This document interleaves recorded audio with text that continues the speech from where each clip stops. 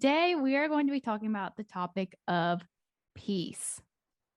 And Alex, if I can just ask you right off the bat, what do you think or what do you know about peace? What do you think the Bible has to say, or has there been a significant time in your life where maybe you've experienced like a supernatural peace? Yeah, 100%.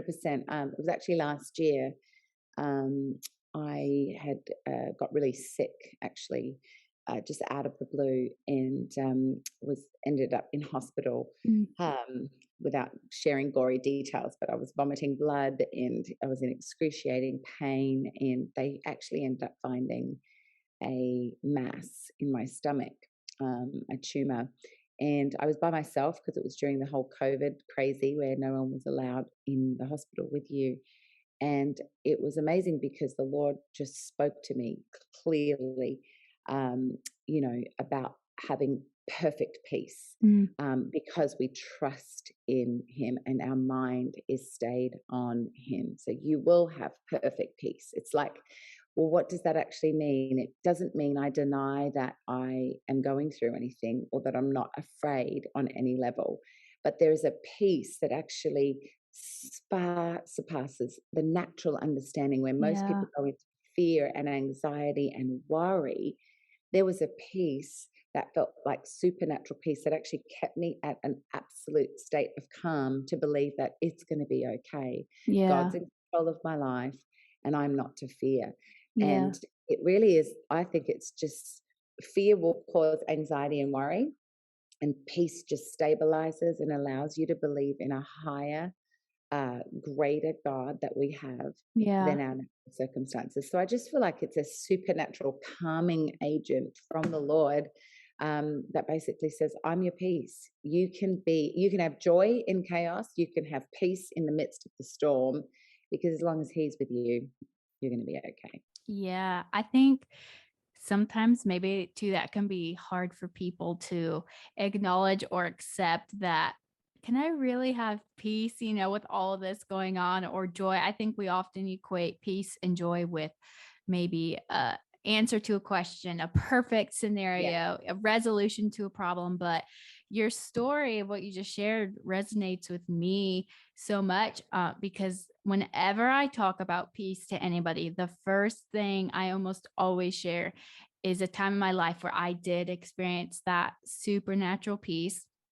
It was a time where my dad was diagnosed with stage 4 cancer, and the whole situation, that's always crazy and scary and chaotic, but the whole situation was kind of crazy. He ended up in the hospital because he needed emergency surgery. That's how we found out, long story Wow. short. But I remember we have quite a large family, and so this was definitely before COVID, so we were all there at the Yeah. hospital, and very emotional. And I remember it was hard for many reasons, but one reason it was so hard was because my dad just had surgery, was recovering. He had no idea of his diagnosis yet.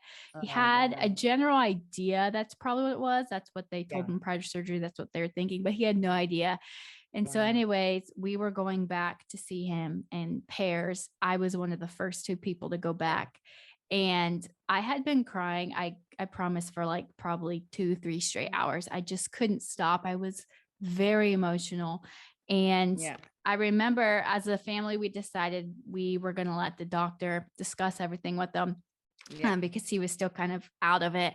But I remember walking back there thinking, I cannot cry. I cannot cry. Like, I need to just like get these tears dried up, because I don't want my dad to see me like this. I don't want to worry him. Yeah. And we're walking back, we're following this nurse, and I just kept praying just to myself in my head, but I was just like, God, give me strength. Like, I can't do this. And I had been crying for hours. I could literally physically, I just couldn't stop. But I just had this wave of peace just come over me. And like, I instantly stopped crying, but I had so much peace. And I always think of that time in my life when I think of, where the Bible talks about a peace that surpasses all understanding, because I had no understanding of the situation. I had no reason really to feel such peace, right? Because it was such a scary and hard day.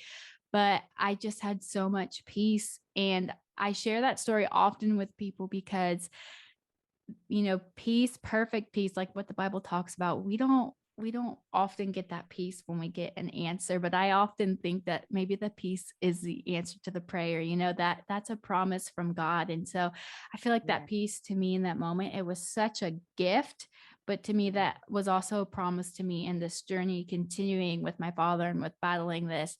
I always think back to that, and it's kind of been, when things have been scary or emotional again, I always remember that. And I know that God's my source of peace, Yeah. my source of strength in any situation. And so I do share that, like I said, often with people, but because I think it's such a great reminder for my life. And so I think it can be a great reminder for other people that we don't always have an answer, but we can have peace and we can have joy in the midst of the crazy in our lives. Yeah. Yeah. 100%. Yeah. So what if I can ask you your opinion, but what do you think if someone is maybe listening and saying, "Hey, like I don't know where to begin. Like I've got X, Y, and Z going on." And maybe they're hearing us talk and they're like, okay, like that's cool for you, I'm glad that happened for you, but like I don't think I could experience such peace. Like you don't know what I'm going through, or whatever. What would you encourage somebody to do to take that first step and kind of trying to obtain this kind of heavenly peace that we're talking about? Well, you need to actually know the Prince of Peace. You can't Yes. just have peace. You can't pull out Yeah. peace. You can't just say, well, I'm going to have peace or I'm just going to get peace. You Yeah. have to know who the Prince of Peace is, which is Jesus. And I think Yeah. what happens is, I think our experience um, of not being in peace is when we don't actually know who's in control. Yeah. And often when we have a scenario, and I think one thing Christians, especially if people are listening and they're Christians, I think some people get into a false sense of security that once you're Christian, nothing bad happens to you because apparently, the minute you become a Christian, everything's perfect. Well, Yeah. not true. The Bible actually is really clear of saying that suffering will come, Yeah. adversity is inevitable. But that's why Jesus was asleep in the boat, because when he's there, people have to learn you don't have to fear or worry and get anxiety. You have to just know I'm in the boat with you. And so you have to know Jesus as your friend. And I think for those listening and you're like always in chaos, or you're always in, a state of anxiety and worry, I want to ask you, how well do you know Jesus? How Yeah. well have you developed your relationship with Jesus? Is he just someone you visit with on a Sunday when you go to church? Or is he someone you are in communion with on a daily basis? Because the only way that you can have peace is when you actually know the Prince of Peace, the one who is peace, and he doesn't just give it to us, but as we're in him and he's in us, we get to really have a supernatural understanding that he's in control, and I have to learn to get to know him more than what I can just get from him. Because the more you know him, the more you trust his nature, that even if the outcome isn't what you want, even if the answer isn't what you want, he's going to give you a peace that doesn't actually make sense in the natural. Yeah, that's so good. That reminds me of the verse you referenced earlier, Isaiah 26:3 says, Yeah. "You keep him in perfect peace whose mind is stayed on you because Yeah. he trusts you." And when I was kind of looking a little bit deeper into that verse, I was really caught by whose mind is stayed. And I kind of just looked into that word stayed, and it means to like lean upon, to rest upon, to be supported, Yeah. upheld, like all these things. But, to lean upon the Lord is to trust him, to find rest in him is to trust him, to lay upon him is to trust him, but to trust him, you've got to know him. How do you trust somebody you don't know? You never Exactly. do. You wouldn't usually No, just trust you a don't. stranger, and No, I you think, never do. yeah. So get to know the Prince of Peace, and that's where peace actually comes from. And Yes. that's what makes a Christian different, because Yeah. we all went through the craziest year last year, but I was really surprised at how many Christians were in fear. Yeah. And like, hold on a minute, this isn't taking God by surprise, and Yeah. it's the worst thing we've ever seen on the planet. Like, this isn't the worst thing. There's been world wars, there's been holocausts, there's been, you know, awful, awful things. And we're Yeah. still here today to tell the story. So I'm not going to get worried. I'm going to just trust that God's in control and he's going to take us through. So, Yeah, absolutely. I think too, you kind of think of peace and talk of peace. It's like a mindset. It's like a state of your mind kind of too. Like you think of, quietness and just maybe contentness. And I was kind of thinking about this earlier, just kind of preparing a little bit more for our conversation. And I was thinking, if I think of peace and it's maybe like a place of just quiet in my mind and just in my spirit, if I often when we need peace or when we feel like we need it, things are chaotic. They're not quiet, like, the pandemic or cancer, illness, financial issues, whatever it looks like for you, but that's never quiet. That's often very loud. It's yeah. often very chaotic. So I'm Mhm. like, how do you find quiet in the chaos? For me, I would say get into that quiet place with the Mhm. Father, get yourself in that quiet place, and in that quiet, let him just breathe that peace over you and speak into you and just cover the situation. But often we just want to react. We just want to respond and just maybe like take care of business, get answers. I know, especially for like me, I'm very much like a planner. I usually have a plan and then a backup plan. So sometimes I feel like my mind can be like mental doomsday prepping a little bit, especially when there's a situation. My first response is I need to be prepared. I need to know what's going on. I need to figure this out and make a plan. But often that just adds to anxiety. It adds to worry. It adds to fear, which I'm not saying you shouldn't be prepared or planned because I think there is wisdom in that too. But, for me, I need to remind myself it's a priority to get Yeah. into the quiet place and to get that, quiet moment and to take this situation before the Father. Absolutely. Yeah. I agree. Good advice. Yeah. So many people have, like we referenced earlier, just lost peace maybe in the last couple years. Maybe it was just because of fear of COVID, or maybe lost jobs, lost businesses from COVID, or just maybe you just experienced your own crazy moment on top of the world experiencing a very crazy moment. But how important is it to rely on God in times like this when everything seems without hope, when everything seems without peace? How important is that? And how do we kind of do that? Mm. Well, firstly, I don't think you can do anything without really relying on him. Yeah. I think again, I think we compartmentalize. Sometimes it's like, oh God, we need you when we're in crisis. Yeah. Um, but we don't need you when things are going great, or we forget about you, or we just put you to the shelf and we only cry out to you when we need something. And I think that's actually probably the biggest disconnect, Yeah. because I think going back to getting to know Jesus, you when you're in relationship with somebody, whether it's the good times, the bad times, the ugly times, there is such a constant that you have with somebody, that then when good times come, it's beautiful, and when bad times come, it feels okay. Like you can actually weather a storm with somebody when you're in relationship with someone. So I think Yeah. it's imperative that you depend on God for every moment of your life. I mean, I depend on God for the day that is ahead, no matter how good or bad it is. It's a dependence that I'm constantly having. And that is being in the Word, that's being in worship, that's meditating, that's thinking on Him, that's conversing with Him, that's praying, like not just sitting in a corner and praying, but I'm constantly in dialogue with the Lord in the car, while I'm working, while I'm washing the dishes or whatever. I'm constantly in dialogue. So my Yeah. dependence on God is at an all time, it's just consistent. And I think we have to learn as believers to be dependent on him 24/7. I don't Yeah. know how people Yeah. do life without him and just put him over here and just cry out, because then you're just using him as a genie. Oh, Yeah. look, I need you here and I need you there. No, he is my friend. He is my father. He Yeah. is my savior and my Lord. And I don't do it just like Jesus. He's like, why was he so consistent? Even when everything, he was about to go to the cross and be executed.